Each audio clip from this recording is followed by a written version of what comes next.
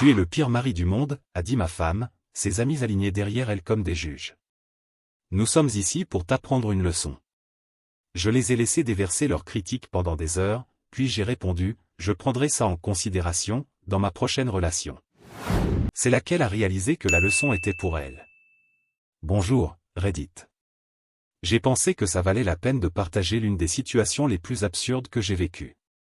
Je croyais rentrer pour une soirée tranquille de détente, peut-être dîner avec ma femme. Mais à la place, je suis entré dans quelque chose qui ressemblait plus à un tribunal de bas de gamme qu'à un salon. Ce qui avait commencé comme une intervention sur mes défauts est devenu le plus grand signal de réveil de ma vie. C'était un vendredi pluvieux et moi, Jérémy, 34 ans, je rentrais chez moi en attendant la routine de toujours. Peut-être des restes dans le frigo, peut-être ma femme Stéphanie en train de faire semblant de travailler sur son ordinateur tout en regardant un énième télé-réalité à moitié. Rien d'extraordinaire, juste la vie. Sauf que cette fois, dès que j'ai ouvert la porte, j'ai su que quelque chose clochait. Le canapé avait été poussé contre le mur. Des chaises alignées en demi-cercle, comme un tribunal fauché. Et une chaise vide, bien au centre, parfaitement positionnée comme si je devais m'y asseoir pour confesser un péché. Stéphanie se tenait derrière, les bras croisés, arborant ce faux sourire poli qu'elle met quand elle s'apprête à faire une bêtise qu'elle croit brillante. Assises sur les chaises, il y avait ses 4 meilleures amies, Karen, Tiana, Lucie et Sophia. Je les appelle les Lulu.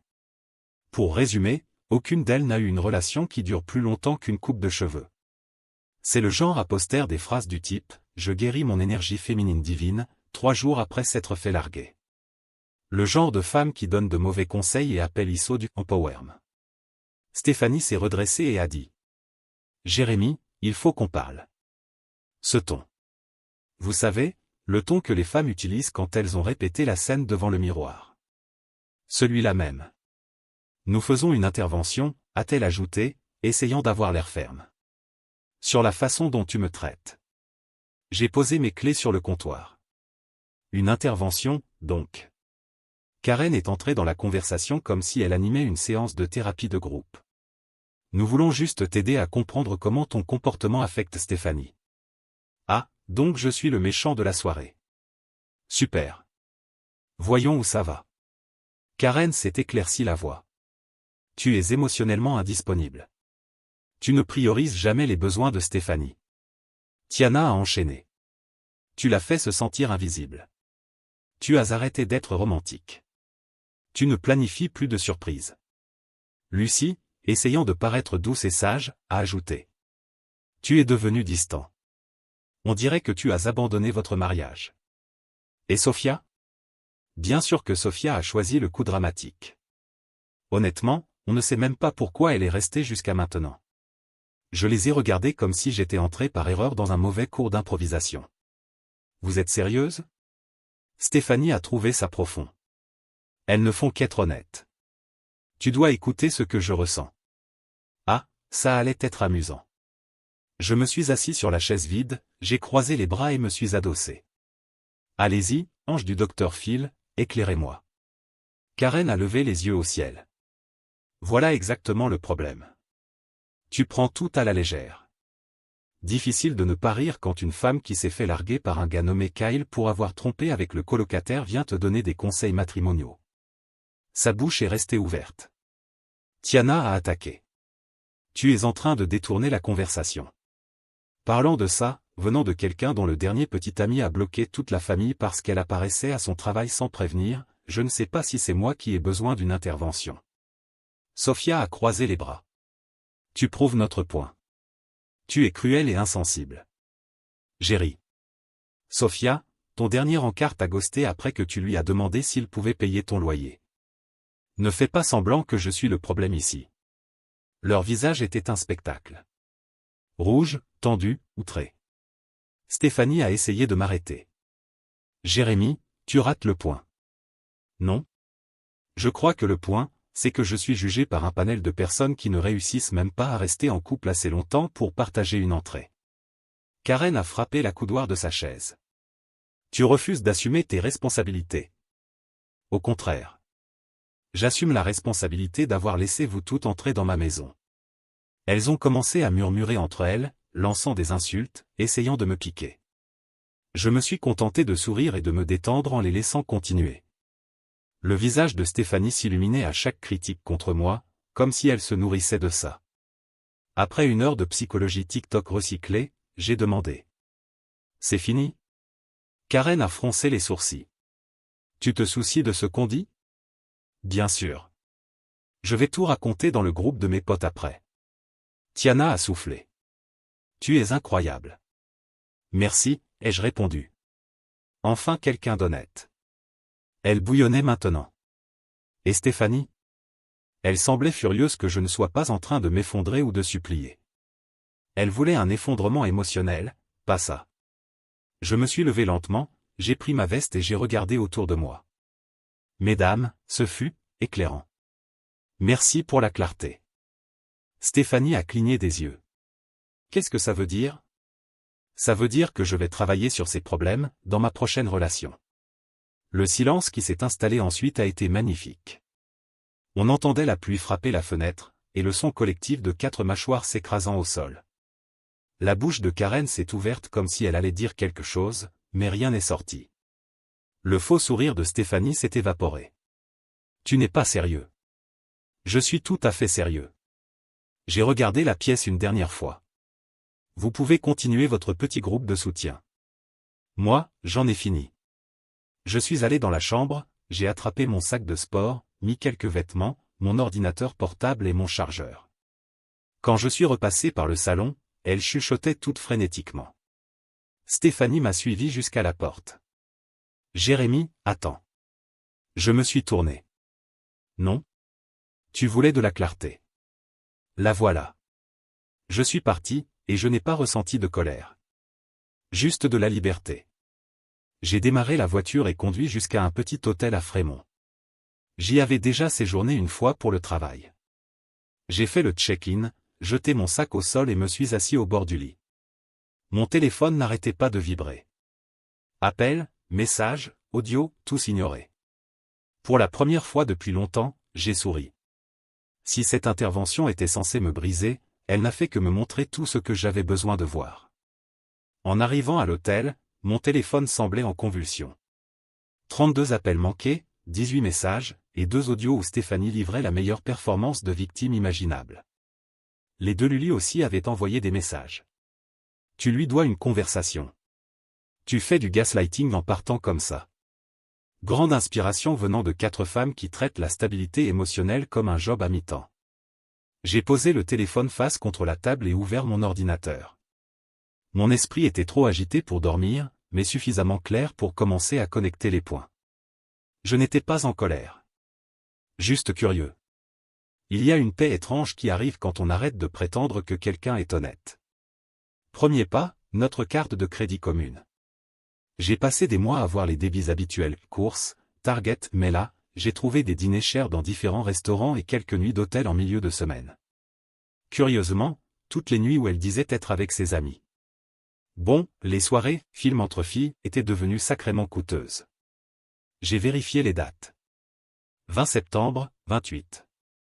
12 octobre, 29. Tout en semaine. Toutes des soirs où elle disait travailler tard. Des nuits d'hôtel en jour ouvrés, avec qui? J'ai ouvert nos relevés téléphoniques. C'est là que le vrai pattern est apparu. Un numéro constant. Quasi quotidien. Message, appel, encore message. 147 fois en 4 mois. Je ne reconnaissais pas le numéro, mais il n'a pas fallu longtemps. Une recherche inversée, et voilà. Lucas Blake, 33 ans, Seattle. Le nom m'a paru familier. Je me suis souvenu qu'elle avait mentionné un Lucas quand on avait commencé à sortir ensemble. L'ex de la fac. Le mec qui lui avait montré ce qu'était une vraie connexion avant de lui briser le cœur. Oui, ce gars-là. J'ai tapé son nom sur Facebook. Photo de profil dans un bar, bras autour d'un ami, essayant beaucoup trop fort d'avoir l'air cool. Amis en commun. Devine? Karen, Tiana, Lucie, Sophia. Bien sûr. Les 2 Luli le connaissaient aussi de la fac. Et voilà comment tout commençait à s'assembler.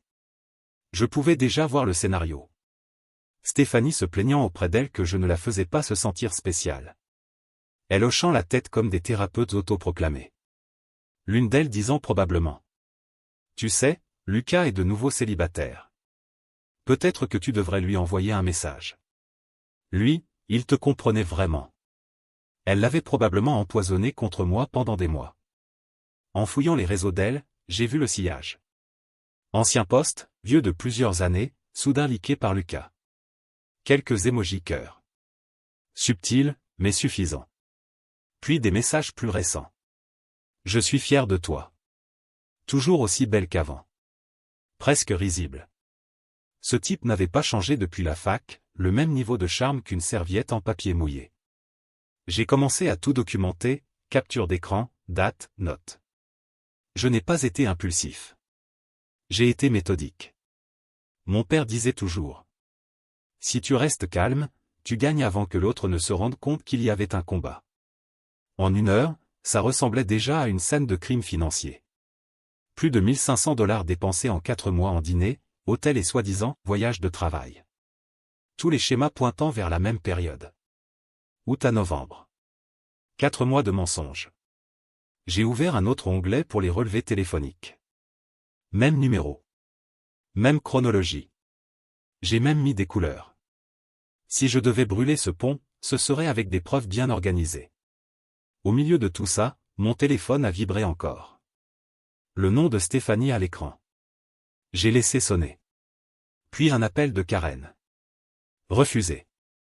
Un message est arrivé juste après, de Stéphanie.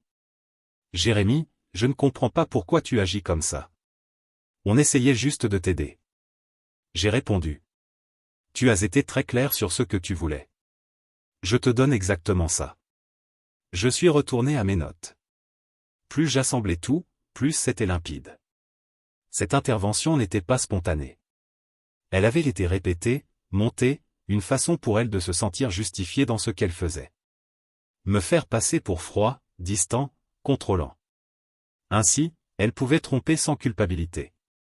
Faire croire à ses amis qu'elle était la victime. Et quand la vérité éclaterait, elle la défendrait.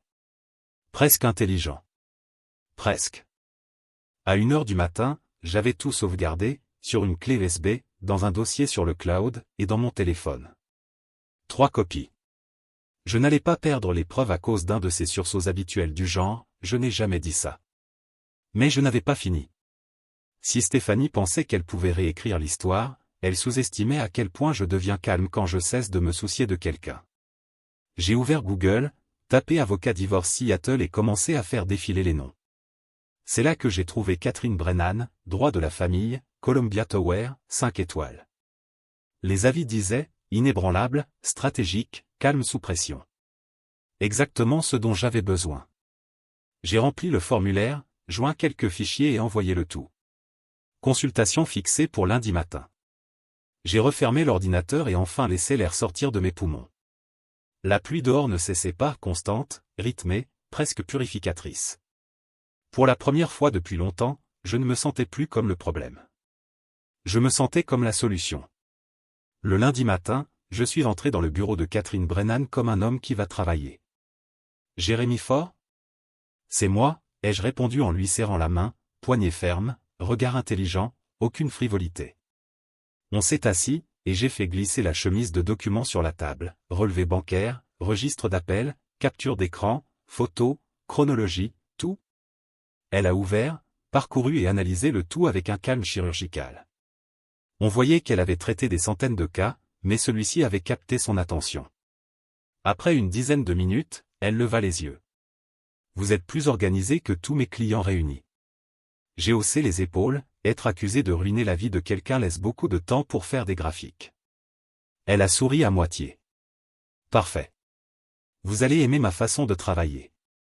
Je ne fais pas dans le drame, je fais dans les victoires propres. Kate m'expliqua le plan, divorce sans faute, mais utilisation abusive des fonds conjugaux et dommages réputationnels pour modeler l'accord. Cette intervention ridicule ? De l'or pur. La preuve qu'elle avait tenté de détruire mon image devant témoins tout en utilisant l'argent du mariage pour financer sa liaison. Elle ajouta. Vous devez éviter toute communication émotionnelle. Ne répondez pas aux messages. Ne répondez surtout pas à ses amis. Vous restez silencieux. Nous parlerons pour vous. Très bien, ai-je dit.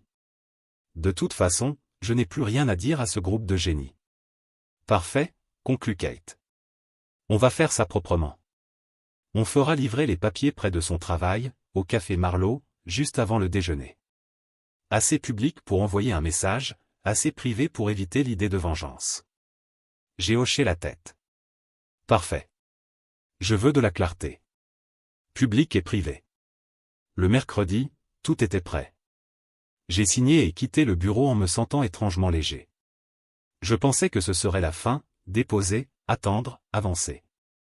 Mais évidemment, les deux Lulu ne savent pas s'occuper de leur propre vie.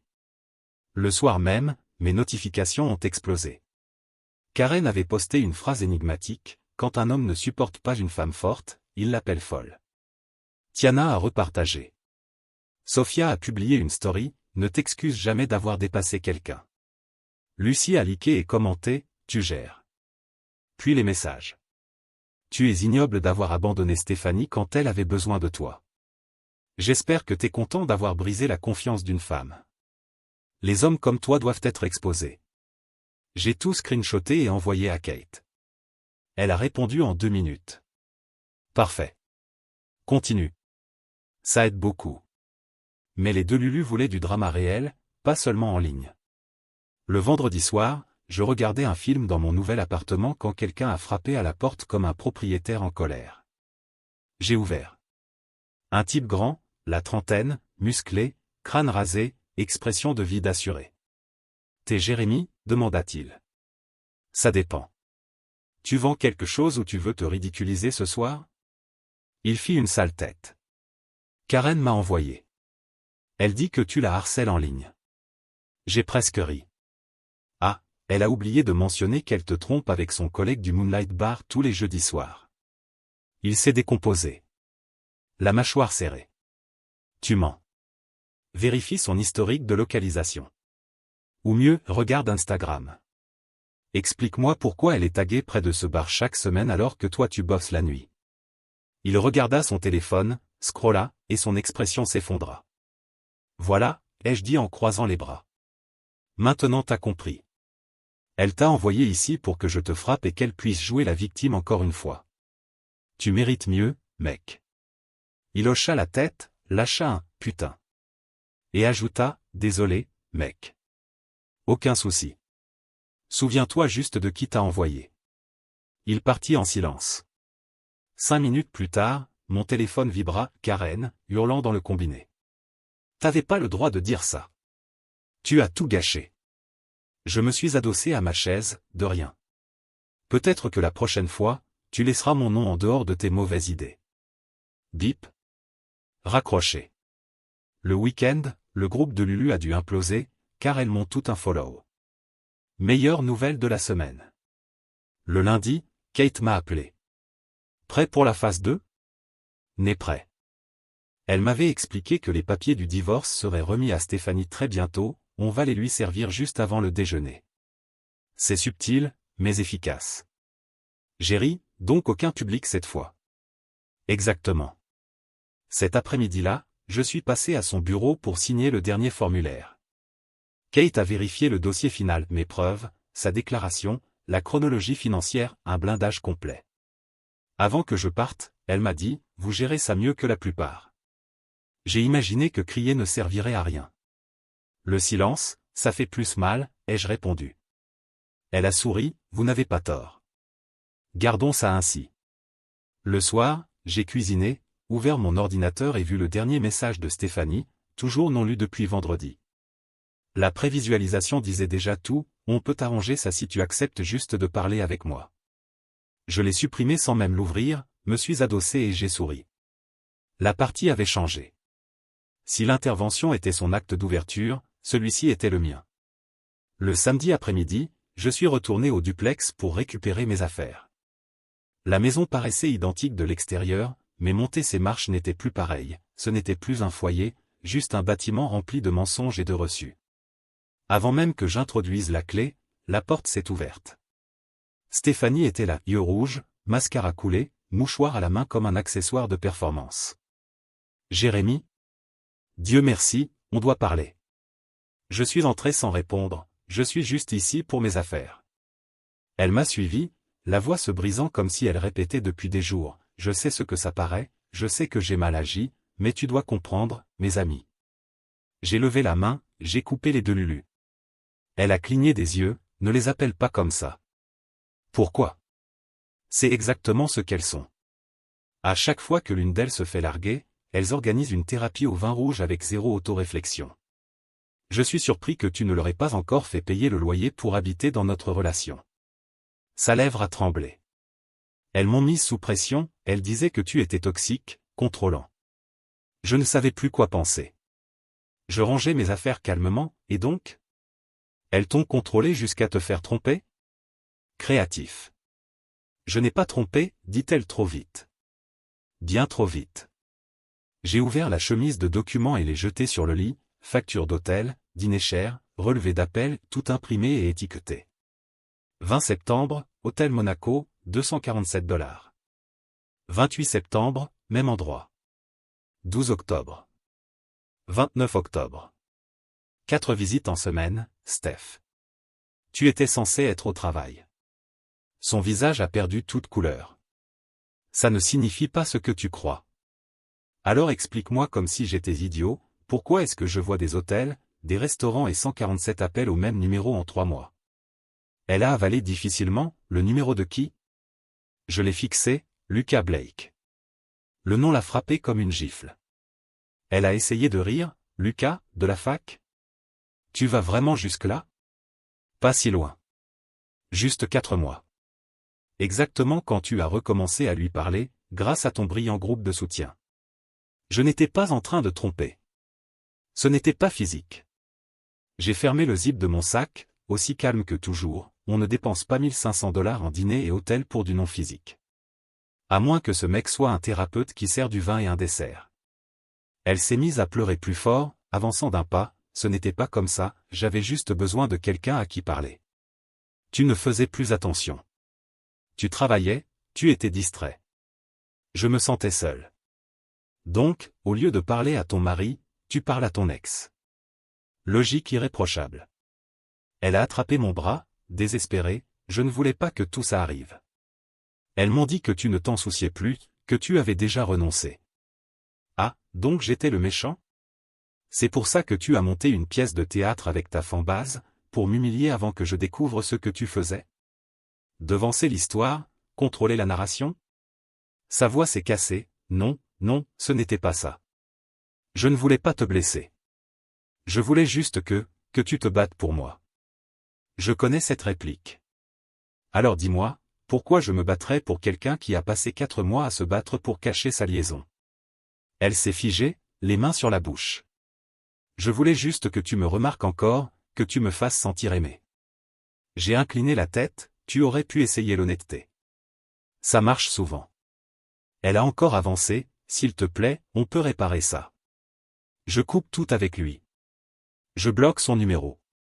Je vais en thérapie. Tout ce qu'il faudra. On peut repartir à zéro. Repartir à zéro. On ne peut pas recommencer quand la version de toi que j'aimais n'existe plus. Elle a tendu la main, Jérémy, s'il te plaît, ne pars pas comme si je n'étais rien. J'ai mis la dernière chemise dans mon sac. Tu n'es pas rien, Stéphanie. Tu n'es simplement pas celle que je croyais. Elle a essayé encore une fois, désormais clairement désespérée, on ne peut pas au moins parler. Juste nous deux, sans avocat? J'ai secoué la tête. Non. Tu as eu ta scène, tu as eu ton public. Maintenant, c'est mon tour de laisser des professionnels gérer ça. À partir de maintenant, tout passe par Kate. Son visage s'est figé en une pure incrédulité. Tu as déjà une avocate? Tu voulais un spectacle, Steph? J'ai simplement changé le script. Elle a reculé d'un pas, respirant de manière irrégulière, tentant encore de maintenir debout une performance qui ne fonctionnait plus. Donc c'est ça? Tu vas simplement partir? J'ai ouvert la porte. Non, Steph. Toi, tu es parti il y a longtemps. Je ne fais que rattraper. Elle n'a pas essayé de me suivre cette fois. Les larmes se sont arrêtées, peut-être parce qu'elle avait enfin compris que sa scène ne prenait plus. Je suis sorti, sac sur l'épaule, sans regarder en arrière. L'air dehors était froid, plus propre, ce genre d'air qui pique un peu avant de te clarifier l'esprit. En arrivant à la voiture, un message d'elle, « Tu vas vraiment faire ça ?» Déjà fait. J'ai démarré et je suis parti. Pas de colère, pas de regret, juste du silence. Si son intervention était censée me faire supplier, elle n'avait fait que me montrer ce que j'évitais depuis des mois. Elle n'était pas une partenaire, mais une performance que j'avais finalement cessé d'applaudir. Les jours suivants ressemblaient à un film que j'avais déjà vu, mais en version silencieuse. Kate gérait la partie légale pendant que je travaillais et emballais mes affaires. Pas de chaos, pas de cris, juste une paix tranquille qui avait toujours été impossible tant que Stéphanie existait dans ma vie. Cette paix n'a pas duré. Jeudi, vers midi, Kate a appelé, elle a été notifiée. Où? Au café Marlowe. Devant ses amis. Parfait. Je pouvais imaginer la scène, Stéphanie, latte à la main, fanfaronnant devant les deux Lulu, puis l'huissier arrivant, prononçant son nom, lui tendant l'enveloppe. Elle l'ouvre avec sa fausse confiance habituelle, pensant que ce n'est qu'un avertissement, puis découvre que c'est le dossier complet. Je n'ai pas eu besoin d'imaginer longtemps. Le soir même, Internet bouillonnait. Stéphanie était entrée en mode martyr social total, stories interminables, tu peux tout donner et finir quand même trahi, j'ai fait tout ce qu'il fallait et j'ai quand même fini comme la méchante. Classique. Les deux Lulu chantaient en chœur. Karen, il a toujours été froid. Tiana, une citation profonde sur les hommes émotionnellement absents. Sophia, liquant tout comme si c'était son travail. Je n'ai rien répondu, rien posté. J'ai juste pris des captures, chaque post, chaque commentaire, chaque hashtag et tout envoyé à Kate avec une simple note. Elle a répondu, parfait. Continue à ne rien faire. Le silence gagne. Samedi, les choses ont pris de l'ampleur. Stéphanie m'a envoyé un DM, tu aurais pu régler ça en privé. Et toi, tu aurais pu être loyal en privé, ai-je répondu. Une seule phrase, puis je l'ai bloqué. Peu après, un numéro inconnu, tu as détruit sa vie. J'ai soupiré. Les deux Lulu, encore. Numéro enregistré, message ignoré. Plus tard, un ami de la fac m'a appelé, tu te souviens de Lucas Blake? Le gars avec qui ma femme n'était pas en train de me tromper? Eh bien, il l'a bloqué. Disparu. Fantôme total. J'ai ri. Donc le prince de la connexion émotionnelle est devenu Casper? À peu près. Elle le bombarde de messages, a créé des faux comptes pour le stalker. C'est triste, mec. Triste pour elle, ai-je dit. Pour moi, c'est une clôture avec divertissement gratuit. L'univers n'avait pas fini de me fournir des cadeaux. Dimanche matin, un message de Lucie, la plus calme des deux Lulu, salut Jérémy. Je veux juste parler sans me disputer, clarifier les choses. Normalement, j'aurais ignoré, mais il y avait quelque chose de différent, de la curiosité, peut-être un besoin d'en finir proprement. On s'est donné rendez-vous dans un parc près de l'eau. Elle était déjà là, nerveuse, serrant son manteau. Merci d'être venue, dit-elle. Ne me remercie pas encore. Tu voulais parler, vas-y. Elle hésita puis lâcha, je sais que ça a dérapé, et honnêtement, je me sens mal. On l'a juste cru.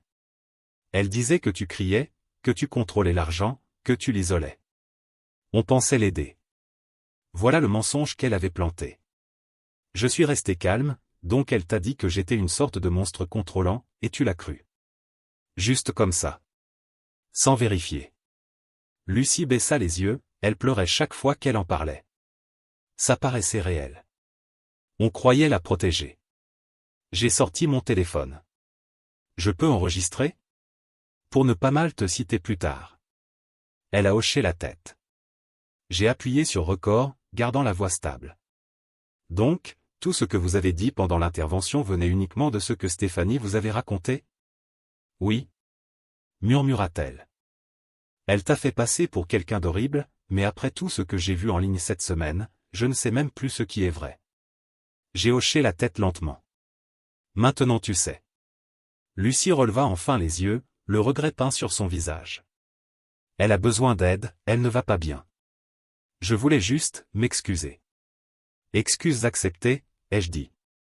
Mais la prochaine fois, vérifie avant de te porter volontaire pour détruire la vie de quelqu'un. Elle acquiesça, se leva et s'éloigna sans un mot. J'ai arrêté l'enregistrement et l'ai immédiatement envoyé à Kate.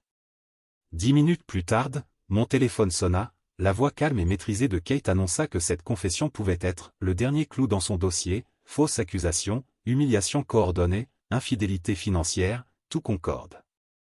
Et maintenant, ai-je demandé. Maintenant, on termine. Je programme une réunion conjointe, Stéphanie, son avocate et tout son groupe de soutien. Tu veux être là? J'ai souri, je ne manquerai ça pour rien au monde. Ce soir-là, je suis retourné au duplex pour la dernière fois. L'endroit était déjà à moitié vide, outils, livres, photos, tout parti. J'ai pris une dernière boîte dans le garage, des carnets oubliés, des câbles, des choses sans importance. En traversant la cuisine, j'ai remarqué une de ces bougies encore allumées. Je l'ai soufflée et regardé la fumée monter, observant l'endroit une dernière fois, sans colère, sans tristesse, juste du soulagement. J'ai verrouillé la porte, suis resté quelques secondes dans l'air froid. C'était un vrai point final, comme refermer un livre après la dernière page.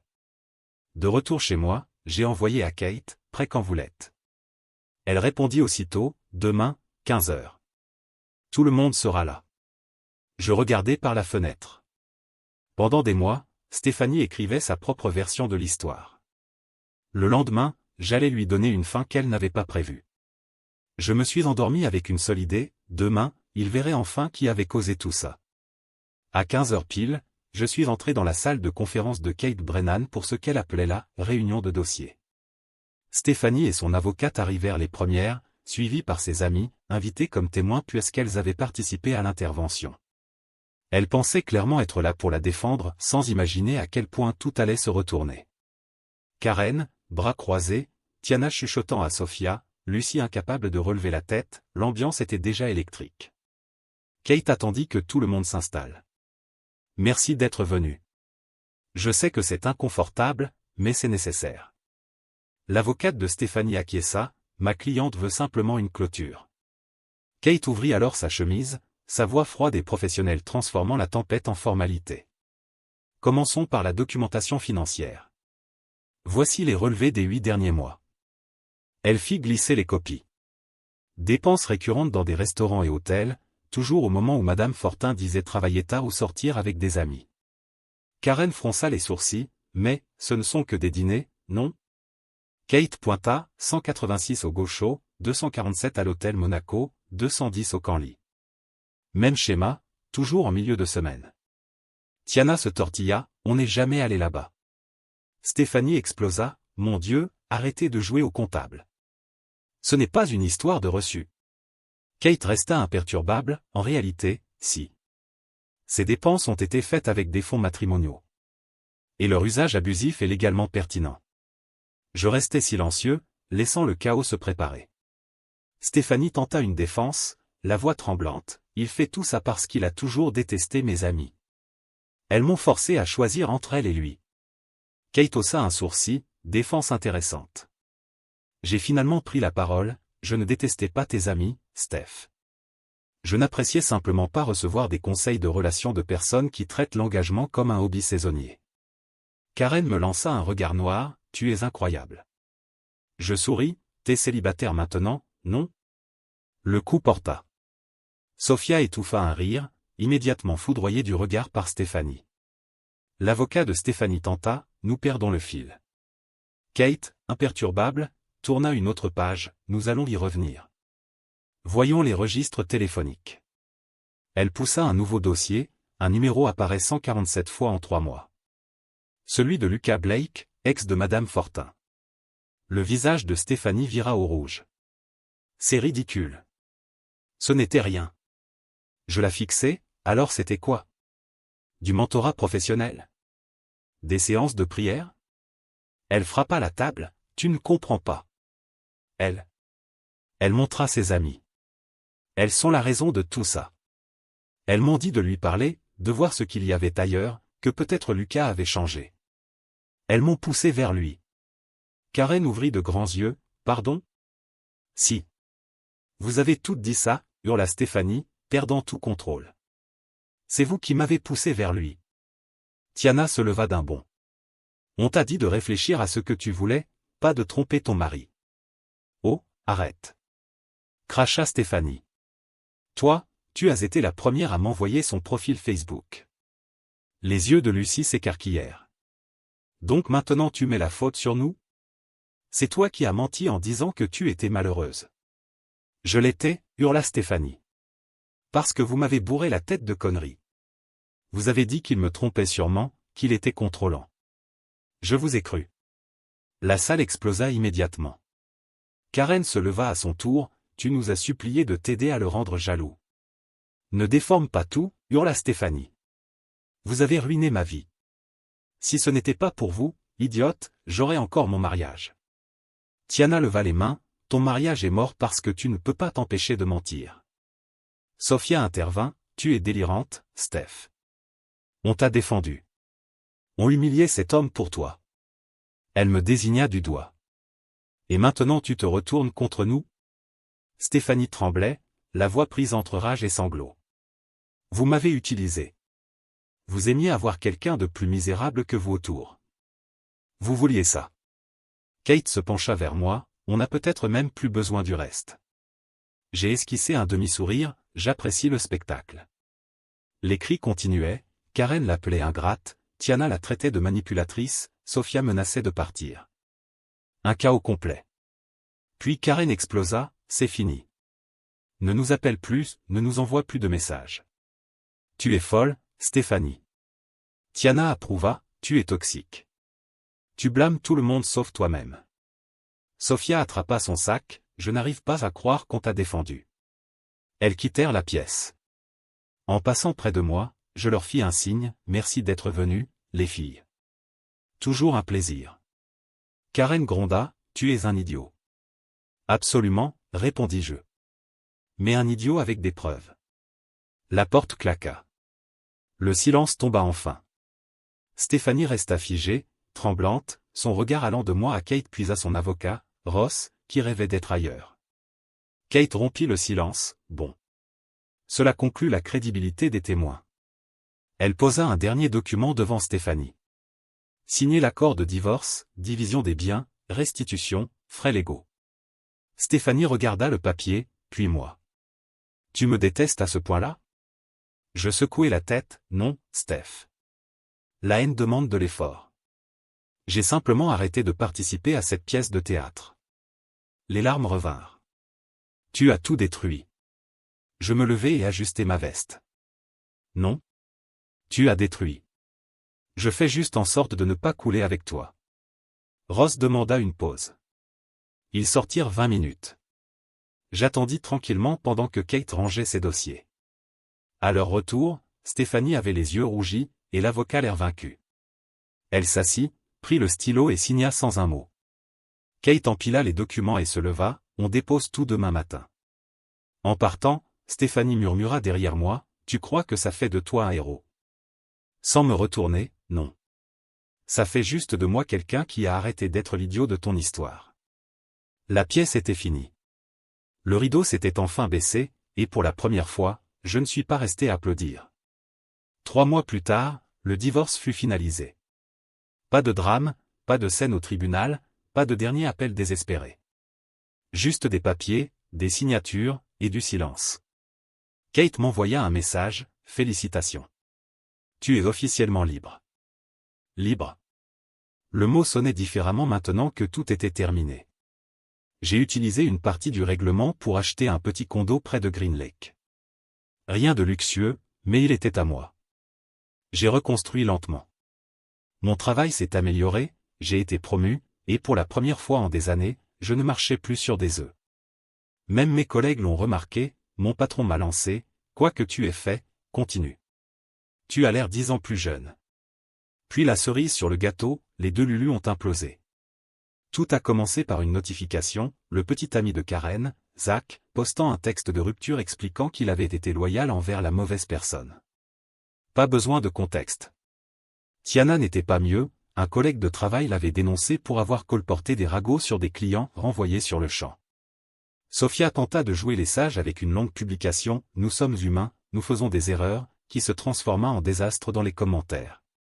Quant à Lucie, elle a tout supprimé, réseau, photos, compte. Disparu. Je faisais défiler tout ça un soir en mangeant un plat commandado, souriant comme si je regardais une compilation de karma. Puis j'ai éteint mon téléphone et suis retourné à mon film. Pas d'arrogance, pas d'amertume. Juste satisfaction. Les semaines devinrent des mois. Je n'ai fréquenté personne. Je n'en ressentais pas le besoin. J'appréciais le calme, mon espace, mon temps, ma paix. C'était étrange comme la vie devenait belle quand on arrêtait de porter le drame des autres. Alors, un matin, environ 6 mois après le divorce, je suis tombé sur Stéphanie. J'étais au Walmart, en train de prendre du café et des essuie-tout, quand je l'ai aperçue dans l'allée des surgelés. Elle semblait, plus petite, d'une certaine façon. Cheveux ternes, cernes profonds, un sweat trop grand. Elle s'est figée en me voyant.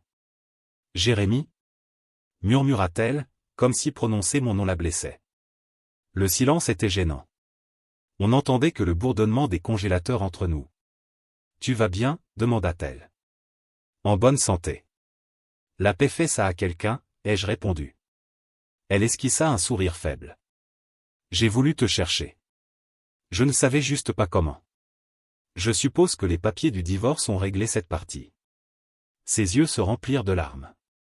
Je suis désolé pour tout. J'ai tout perdu après ce jour-là. Mes amis, la maison. Lucas, il m'a bloqué. Mon travail tient à peine debout. Je sais que je ne le mérite pas, mais je ferai n'importe quoi pour une seconde chance. Je veux encore une famille avec toi. Des enfants. Je veux tout réparer. Je la regardais. Je ne ressentais plus de colère, ni ce petit goût de revanche, pas même une étincelle. Juste une compassion tranquille. Stéphanie, dis-je doucement, tu n'as pas tout perdu. Tu as perdu ce que tu croyais acquis. Elle hocha lentement la tête, essuyant ses yeux. Tu as raison. J'ai tout gâché.